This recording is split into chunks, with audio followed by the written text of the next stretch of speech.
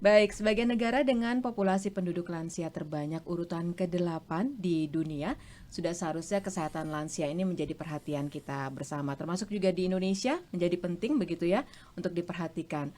Nah, kalau sudah lansia, sepertinya penyakit apapun tuh gampang datangnya. Benar nggak sih seperti itu? Kali ini saya Natalia Meka akan ngobrol-ngobrol bersama ahlinya. Sudah ada Dr. Igusti Putusuke Aryana. Selamat apa ya nih? Selamat apa aja dok ya? Ya, Tapi kalau pagi itu pasti semangatnya tetap pagi gitu ya dok ya? ya semangat pagi terus lah. Siang, malam boleh Ya juga ya boleh dok ya. ya, tapi yang Oke. pasti tetap semangat. Dokter Suke, saya Ya, panggilnya begitu ya, betul. dokter spesialis penyakit dalam, Mm-mm. bertugas di RSUP Sanglah. Oke, dok, kita mau bahas tentang bagaimana sih tips tetap sehat bagi lansia, khususnya dengan hipertensi. Apakah memang kalau lansia itu pasti mengalami hipertensi? Enggak juga kan sebenarnya dok ya? Iya, nggak harus. Enggak, jangan sebenarnya jangan ya Ya, dok. Aha. Oke, jadi sebenarnya tuh kalau di awal hipertensi pada lansia ini seperti apa sih dok? Mungkin bisa dijelaskan dulu nih. ya tadi menarik sebenarnya karena populasi lanjut usia kan akan semakin banyak Betul. dan trennya peningkatannya sangat cepat, Mhm, mhm, terutama untuk kita di Indonesia, di Bali mhm, juga akan sangat drastis naik ya. mhm, mhm.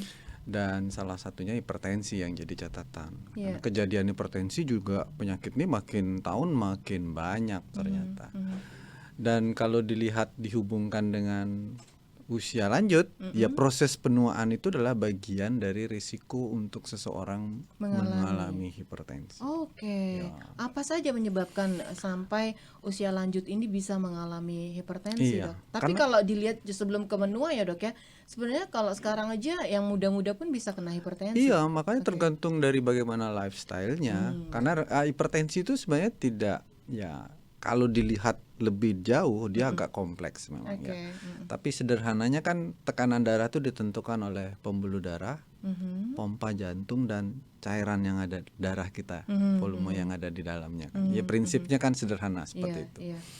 Yang terpenting pada usia lanjut atau penuaan itu adalah pembuluh darahnya ini makin lama makin keras kan.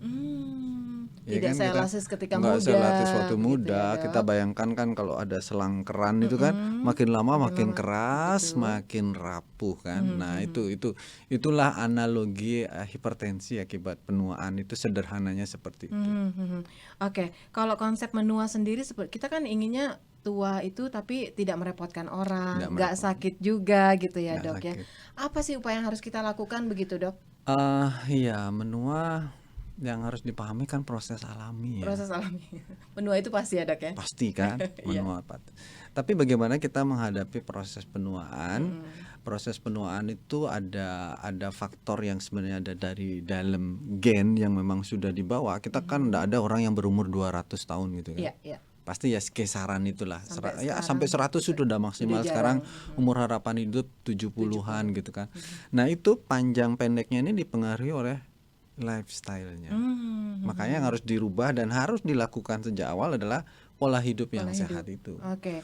Jadi sebenarnya pola hidup ini menentukan begitu Menentukan sejak sejak awal. awal, Oke, sejak sejak awal. kalau bisa dikatakan sebenarnya sejak dalam kandungan begitu ya, Dok Sejak ya? dalam kandungan, sejak Mm, dalam kandungan itu mm, kan proses penuaan sudah terjadi, mhm, kemudian kita lahir dan pada saat di dalam kandungan itu akan ada kemungkinan muncul penyakit bawaan dan lain mhm, sebagainya kan di mhm. situ tuh sudah kita jaga Iya, iya. sehingga nanti bisa berumur lebih panjang. Mhm, Kemudian setelah menjalani hidup kan masa kanak-kanak, bagaimana konsumsi makanan, bagaimana mhm, olahraga, kemudian dewasa, remaja, mhm. apakah dia merokok, apakah ya hanya makanannya nggak Iya. Mhm, karu-karuan, kemudian setelah lebih dewasa lagi, stres pikiran dan lain sebagainya. Nah, itu yang iya. akan berpengaruh terhadap panjang pendeknya umur harapan hidup Usia. dan kesehatan yang Iya. dialami pada saat dia menghadapi penuaan ya. Penuaan. Jadi sebenarnya kalau bisa dikatakan konsep menua itu idealnya ketika lifestyle kita memang bagus sejak Sejak awal. awal. Mm-mm. Begitu ya, Dok ya. Ini Mm-mm. bisa kita lakukan memang sejak dari dalam Sejak kandungan, dari kemudian bagaimana ya gaya hidup kita, pola hidup kita sehari-hari sampai kita menuju lansia. menuju lansia. Mhm. Oke. Oke, kalau balik lagi ke hipertensi pada Ya, lansia, dokter mengatakan tadi memang resikonya memang cukup besar begitu ya dok ya.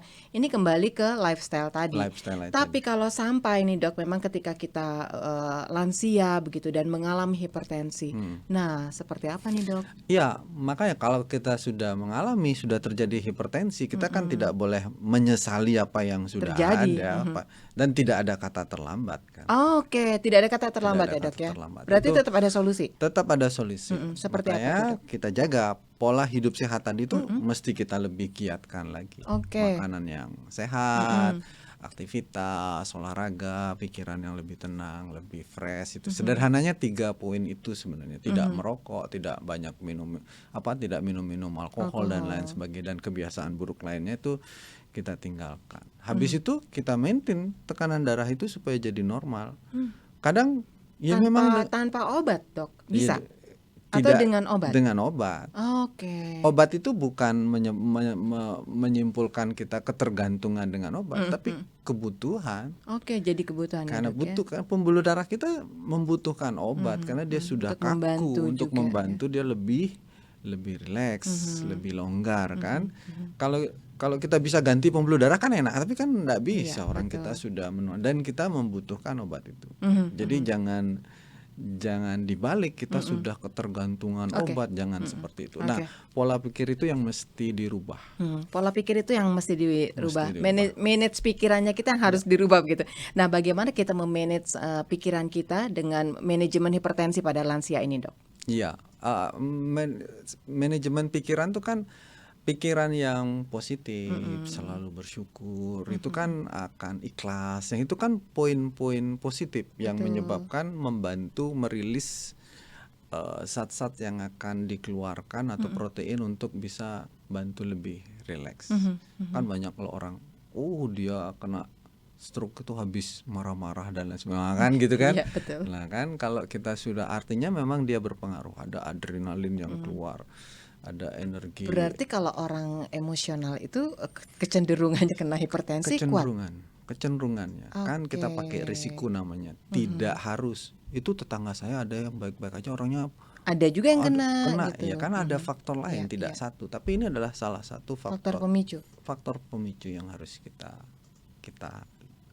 waspadai dan kita perhatikan. Jadi lifestyle, kemudian manajemen emosi, Emosi. kemudian olahraga. Masuk di dalamnya lifestyle tadi ya dok ya. Ini Ya. cara kita memanage diri kita agar ketika kita lansia kita masih bisa kalaupun kena sesuatu begitu dalam tanda kutip hipertensi, kita masih punya solusi yang terbaik begitu ya dok ya, Ya, untuk betul. mengatasinya. Betul. Oke dok, thank you. Ini kita membahas tentang hipertensi pada lansia. Nanti berikutnya kita akan bahas tentang bagaimana sih strategi pengobatan pada lansia. Karena tadi dokter mengatakan tetap perlu obat begitu ya Tetap dok perlu ya. obat, betul. Oke dok, terima kasih.